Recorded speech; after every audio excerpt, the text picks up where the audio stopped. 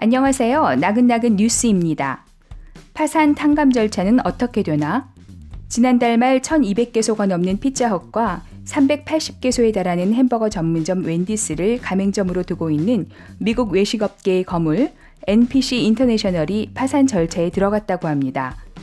월스트리트 저널에 따르면 이 회사는 코로나 사태 이후 다소 증가한 매출에도 불구하고 8억 달러 상당의 부채를 상환하지 못해 결국 이렇게 되었다는데요. 그 큰 피자헛이 넘어가는 마당에 이 잔인한 코로나 불경기를 살아가는 소시민들의 경제 사정이야 더 말할 나위 없겠죠. 캐나다 자영업자 연맹이 조사한 바에 따르면 수천 명의 온타리오 자영업자들이 파산을 고려하고 있는 것으로 나타났습니다. 중소 비즈니스 업체의 16%가 더 이상 버틸 재간이 없다고 답했다는데요.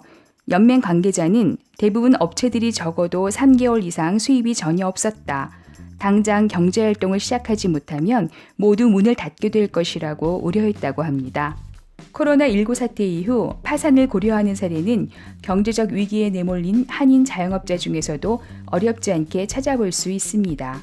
얼마 전 한국일보는 코로나 사태 이후 한인들의 파산 부채 탕감 문의가 급증했다는 소식을 전했는데요. 이후 많은 분들이 보다 구체적인 파산 신청 절차 등에 대해 관심을 가지고 문의해 오셨습니다.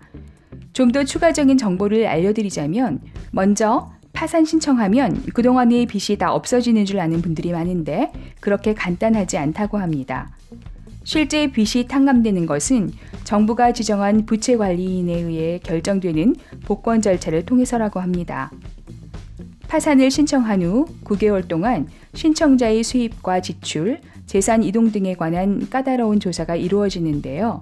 이 조사를 잘 통과해야만 복권이 되는 것입니다.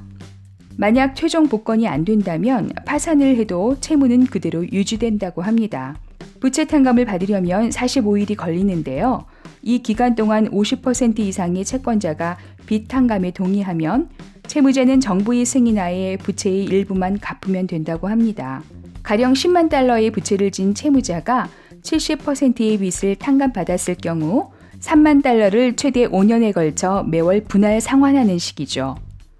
토론토 업계 전문가에 따르면 부채 탕감을 원하는 한인 신청자 10명 중 3명은 파산을, 7명이 탕감을 선택했다고 합니다.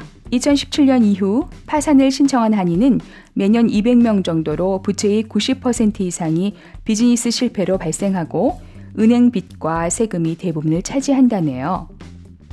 파산과 부채 탕감 모두 동일하게 신용 기록이 남지만 6년 동안 기록이 남는 파산과 달리 탕감은 나머지 빚을 모두 상환하면 3년 후 기록이 사라진다고 하니 경제활동을 통해 빠른 재기를 꿈꾼다면 탕감이 조금 더 나을 듯도 합니다. 하지만 개개인마다 부채 상황이 다르니 전문가와 상의해 자신에게 맞는 방법을 찾아가는 게 중요하겠죠. 지금까지 나긋나긋 뉴스 해나였습니다.